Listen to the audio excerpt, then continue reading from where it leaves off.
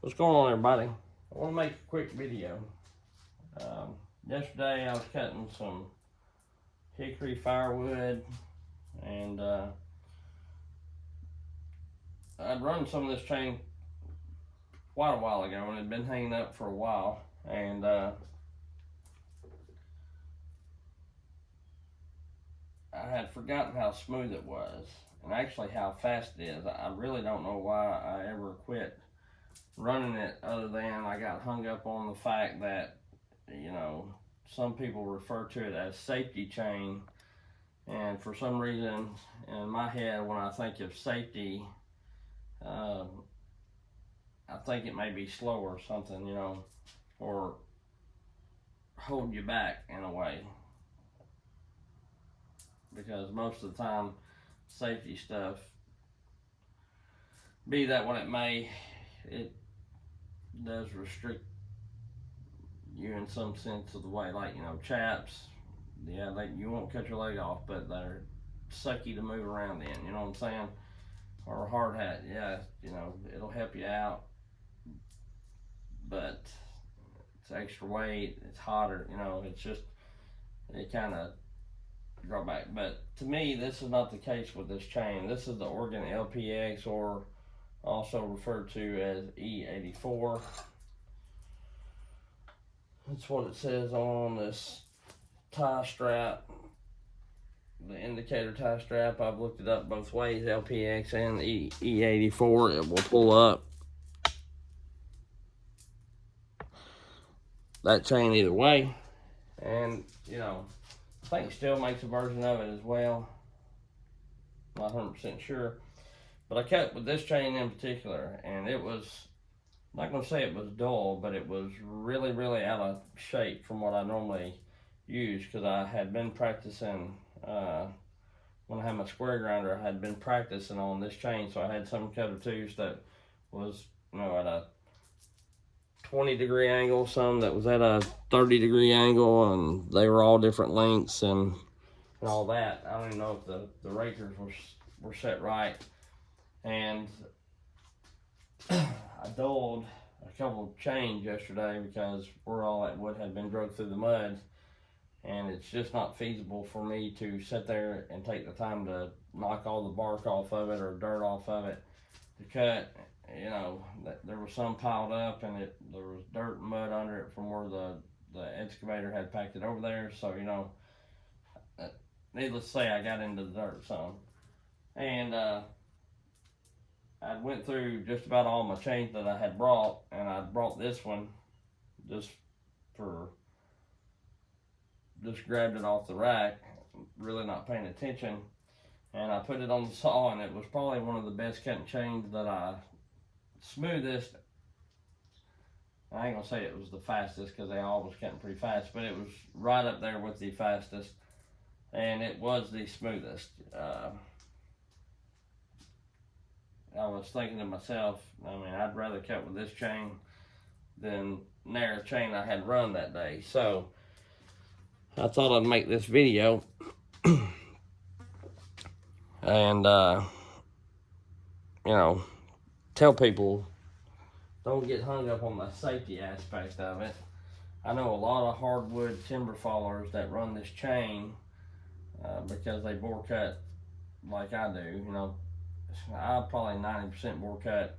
I cut from the back if the tree's leaning back and I'm trying to wedge it over. Sometimes I'll go ahead and bore cut. It just depends on the tree and everything, but probably 90% of the tree falling I do, which I don't do just every day, 10 hours a day, but I fall several trees a year. I'm not gonna sit here and act like I'm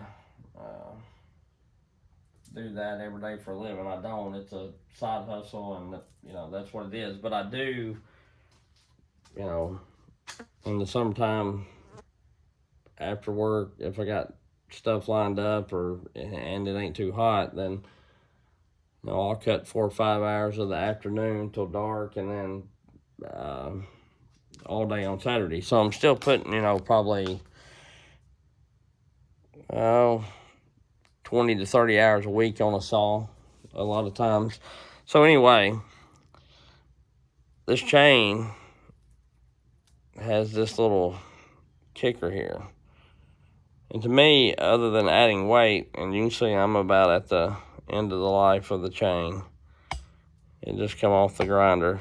And this chain, I like them when they're about in this area here. It's when a chain is really cutting good. If you know how to sharpen or got your sharpener set right, which I use that 90% of the time.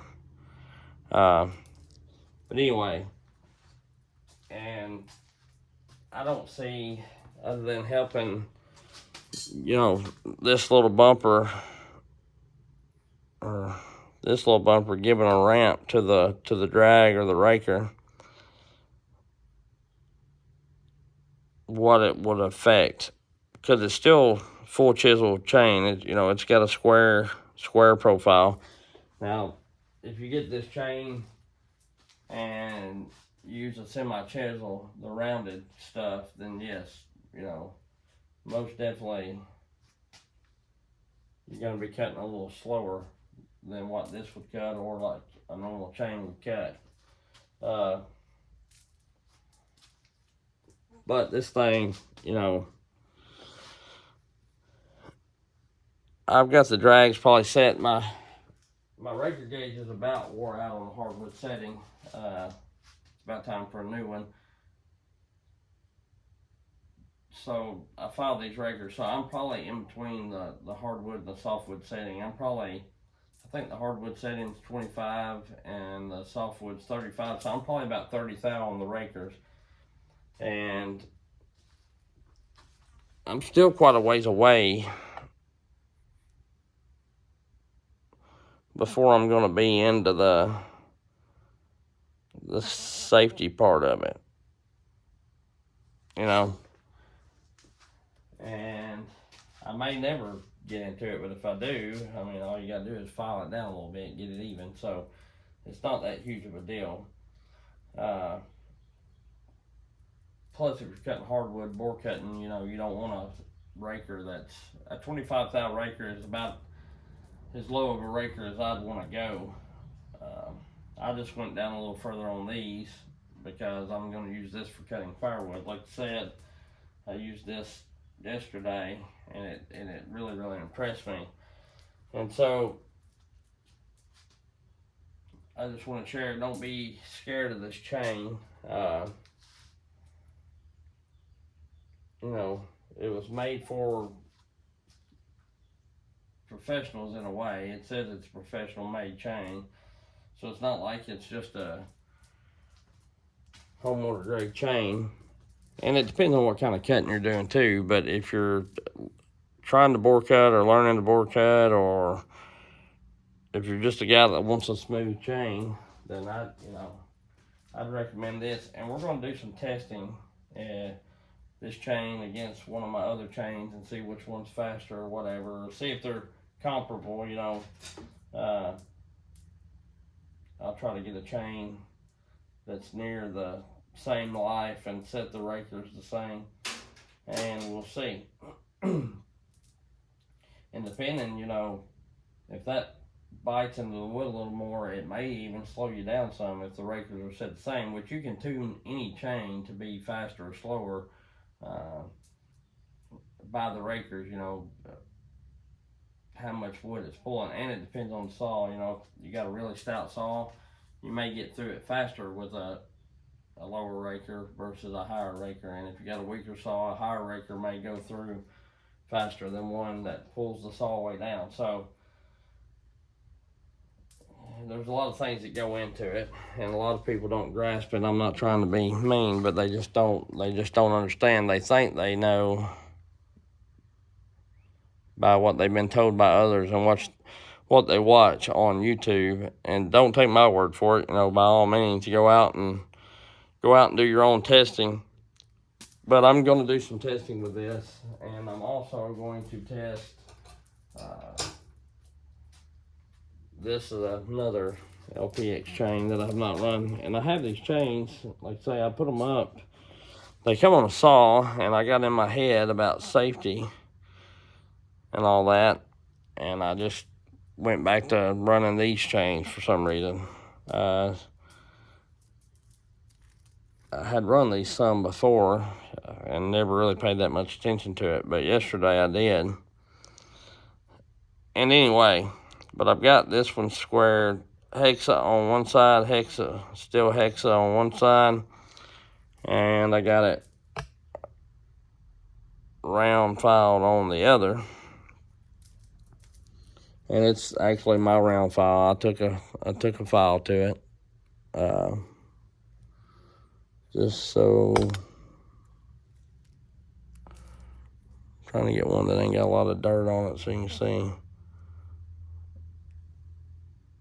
That's a pretty good profile.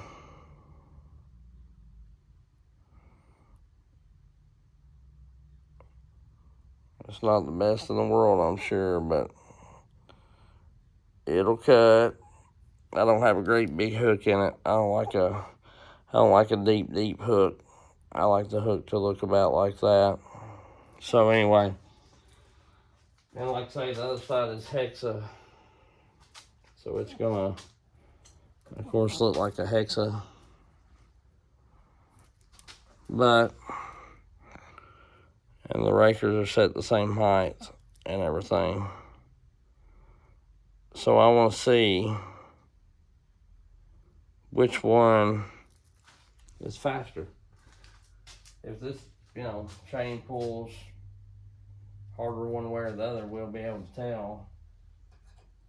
Or it's faster on one side or the other, we'll be able to tell which one that it is.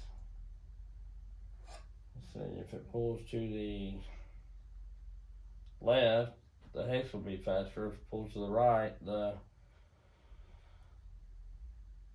round file will be faster. And if it cuts pretty straight, then there's not a lot of sense in filing hexa, just due to the fact that on normal chain, I know you could probably go buy a hexa chain because the rakers are a little different on a hexa chain. They kick out some, but I'm just talking normal chain. Anyway, like I say, don't be scared of this chain. I don't know the cost. I looked it up earlier. You can get 4 of them for like $100, so it'd be around about $25 a chain. And that's right in line with the C83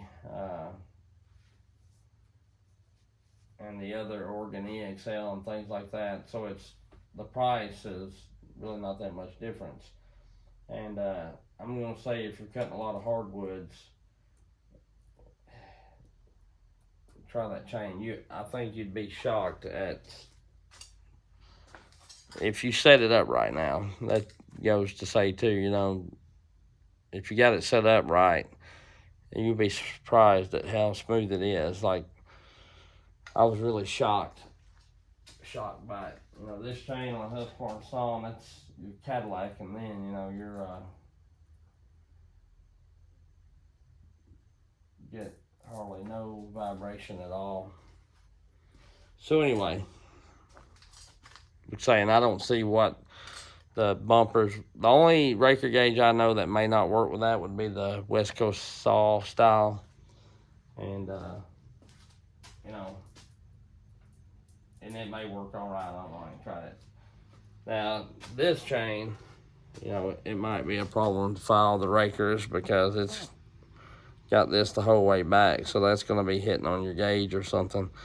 I wouldn't be crazy about running a chain like this, but the LPX, or like this one that still has, as long as it's got a full chisel cutter, the square cutter, not the rounded. Let me get it. Oh, let me try to find a rounded one if I got it. I don't know if I got it or not. Yeah, right here I got one. Okay, so it's dirty as all get out. But see, that's rounded, whereas we looked at this, and it is square. So yeah, If it's rounded like that one I just showed you, then it's gonna cut a little slower. It's gonna hold up to the dirt a little better. Won't get dull as quick, but I'm not crazy about